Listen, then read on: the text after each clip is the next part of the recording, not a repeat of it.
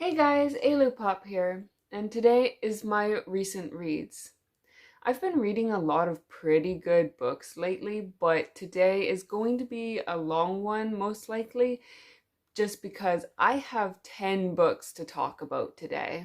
4 of which were 5 stars, 3 4 stars, and 3 3 stars, while only 4 of them were rereads. Starting with one of the ones that was not a reread, I read Arrows of the Queen by Mercedes Lackey, which is the first book in the Heralds of Valdemar series. A kingdom imperiled. Chosen by the companion Roland, a mystical horse-like being with powers beyond imagining, Talia, once a runaway, has now become a trainee herald destined to become one of the Queen's own elite guard. For Talia has certain awakening talents of the mind that only a companion like Roland can truly sense.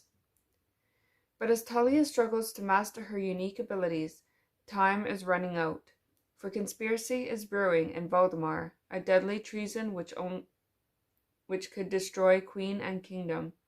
Opposed by unknown enemies capable of both diabolical magic and treacherous assassination, the Queen must turn to Talia and the heralds for aid in protecting the realm and ensuring the future of the Queen's heir, a child already in danger of becoming bespelled by the Queen's own foes. I got some Tamora Pierce vibes when I read this book, which might be why I enjoyed it as much as I did. I'm not quite sure what about it felt like Tamora Pierce for me. It might have been the characters, because I really loved Talia. I found her dialogue amusing, and even though she had trust issues, I loved the way that she dealt with things, and I loved the way that people dealt with her, knowing that she had trust issues. I gave this a 5 out of 5. The second book I read was Black Beauty by Anna Sewell, which follows a horse named Black Beauty from birth until his last home. This was technically a reread for me since I have read this book, but it's been like 10 years, 10, 15 years or so. And while reading this, I also realized that this was absolutely not the version that I had read. I probably was like 10 or so when I read this, and this was a lot wordier than what I had read at the time, which makes sense considering that the book that I had read was probably, most definitely, a child version. There was probably at least a good 100 pages in this book that had not been in the book that I read as a child. There were some scenes that I remembered and some that I definitely did not, but I gave this a 3 out of 5. The third book I read was another reread, and that was Triss's book by Tamora Pierce, which is the second book in the Circle of Magic series. Earthquake damage leaves Winding Circle vulnerable to pirate attack, so everyone, including the young mages in training Triss, Prior, Daja, and Sandri, is working to strengthen the community's defenses. When Triss's cousin Amory comes to visit, he advises the Weather Witch to return to the family that exiled her, but she doesn't wish to leave her friends to face the threat without her. As the onslaught begins, two things become terribly clear.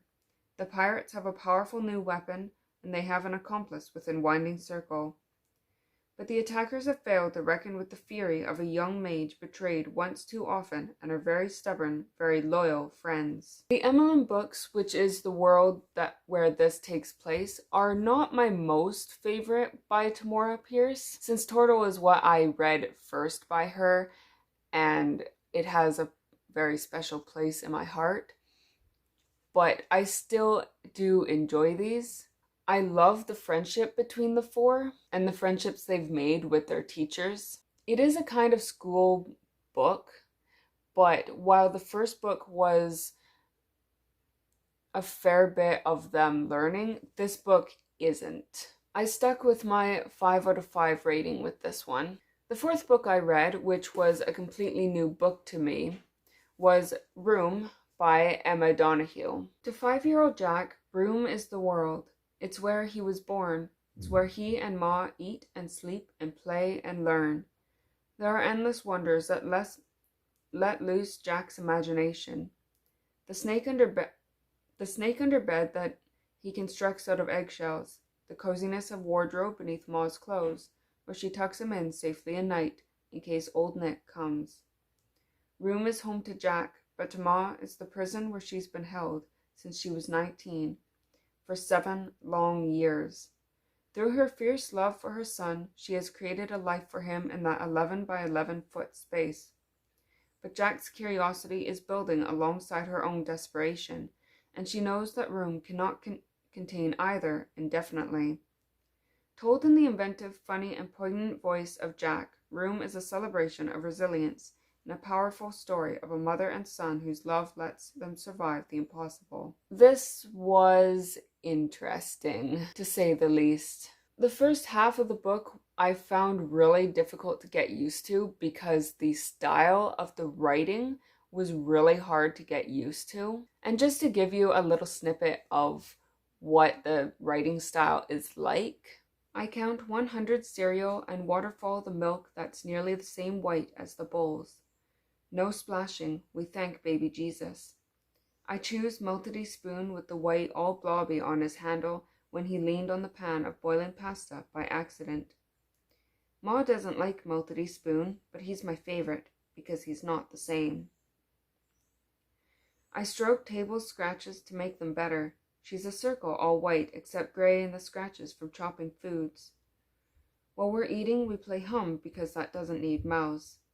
I guess Macarena and She'll Be Coming Round the Mountain and Swing Low, Sweet Chariot, but that's actually Stormy Weather. So my score is 2. I get 2 kisses. The entire book is basically like that, and it was really hard to get through and get used to, since I'm not used to reading stuff like this, and I'm willing to bet that very few are used to reading like this. I thought about DNFing it, but I was curious enough about the story that I plowed through, and I did enjoy it. And if it wasn't for the style of writing, I might have given it a 4, but because I really didn't like the way it was written, I ended up giving it a 3 instead. The 5th book I read was The Book of Awesome by Neil Pasricha? Not sure how to pronounce it. Sometimes it's easy to forget the things that make us smile. Sometimes it's tempting to feel that the world is falling apart. But awesome things are all around us. Popping bubble wrap, the smell of rain on a hot sidewalk, hitting a bunch of green lights in a row, waking up and realizing it's Saturday, fixing electronics by smacking them, picking the perfect nacho off someone else's plate. The Book of Awesome reminds us that the best things in life are free. Based on the award-winning blog 1000awesomethings.com, it's a high five for humanity and a big celebration of life's little moments. With wise, witty observations, the Book of Awesome is filled with smile-inducing musings that make you feel like a kid looking at the world for the first time. I'm gonna admit, I honestly forgot that I was reading this for a while. It wasn't hard for me to pick it back up whenever I would start reading it again, because it's literally, like it said on the back, little moments in life that feel awesome. That's basically it. I gave it a 5 out of 5. The 6th book I read, which was another new read for me, was The Girl with the Dragon Tattoo by Stieg Larsson, which is the first book in the Millennium series. Harriet Wenger, scion of one of Sweden's wealthiest families, disappeared over 40 years ago. All these years later, her aged uncle continues to seek the truth. He hires Michael Blomqvist, a crusading journalist recently trapped by a libel conviction, to investigate. He is aided by the pierced and tattooed punk prodigy Lisbeth Salander. Together they tap into a vein of unfathomable inequity and astonishing corruption. I honestly enjoyed this more than I thought I would. I don't read a lot of thrillers or mystery thrillers or whatever type of book this is, but these are the kinds of books that I would kind of like to get more into. There's really a lot of type of genres that I would like to get more into. I did end up guessing what was going to happen basically in the first chapter, although it wasn't based on anything at all. The only thing was really that I don't think the chapters really needed to be 20 plus, and I don't think the book itself needed to be 800 plus pages. I gave this a 4 out of 5. The 7th book I read was Twilight by Aaron Hunter. Before there is peace, blood will spill blood. New territory brings new troubles for the warrior cats. As divisions between clans grow deeper, Firestar's daughters face troubling decisions. An unexpected enemy is poised to attack, and ThunderClan may not survive. This is the 5th book in the New Prophecy series, and honestly, I am really glad that I'm finally up to books that I have never read before. I didn't enjoy this one quite as much as I have previous books, just because I mainly didn't like how the relationship had evolved between Brambleclaw and Squirrelflight, but I still did enjoy it enough to give it a 4 out of 5. The 8th book I read was Circus of the Damned by Laurel K. Hamilton, which is the 3rd book in the Anita Blake Vampire Hunter series. When a powerful centuries-old vampire hits Anita Blake's town, a battle of the undead ensues. Shortest read of the back of the book yet. I think this is the last book in this series that I have read, so anything past this should be new. I may have read the next book in the series, but I'm not 100% sure. I am a little concerned because I have heard and read that the series kind of goes downhill shortly after this book. But I am curious enough that I will be continuing, just kind of to see how I feel about it. I love how badass Anita is, and I love how she's not afraid to admit that she's scared. And right now, I don't mind the plot, though Jean-Claude is starting to annoy me a lot. I gave this a 4 out of 5. The 9th book I read was Island of Silence by Lisa McMahon, which is the 2nd book in the Unwanted series. The magical barrier between the dreary land of Quill and the fantastical world of Artemis is gone. Now residents of both places are free to mingle, but tensions are high. The artistic warriors of Artemis struggle to forgive those in Quill who condemned them to death, while the Quillans attempt to recover from the shock of Artemis' existence. The loss of their leader and the total collapse of their safe, orderly world. Alex Stowe has recovered from his physical wounds since his death-defying role in Artemis' victory, but his confidence is shattered. He battles self-doubt after Artemis' beloved mage, Mr. Today, makes a stunning request, which is further complicated by the mysterious arrival of 2 silent orange-eyed teenagers. Meanwhile, in Quill, Aaron is devastated by his fall from grace. Spurred by rage, Aaron devises a masterful plan of revenge that will return him to power if no one gets in his way. The quote on the front of the book basically says that it is a cross between Harry Potter and the Hunger Games, and honestly, I get it. I've read both Harry Potter and the Hunger Games. It's been a long time for both, but I can absolutely see that it is absolutely a cross between those two, except for being middle grade. At points, especially in the dialogue, it can come across as humorous, while still at points being a little dark. I gave this a 3 out of 5. The last book I read was The Way of Kings by Brandon Sanderson. And I am so proud of myself for finally reading this. This is a big brick of a book. I long for the days before the last desolation, before the heralds abandoned us and the knights radiant turned against us, when there was still magic in Roshar and honor in the hearts of men. In the end, not war, but victory proved the greater test. Did our foes see that the harder they fought, the fiercer our resistance? Fire and hammer forge a sword, time and neglect wrested away. So we won the world, yet lost it. Now there are 4 whom we watch: the surgeon, forced to forsake healing and light, fight in the most brutal war of our time.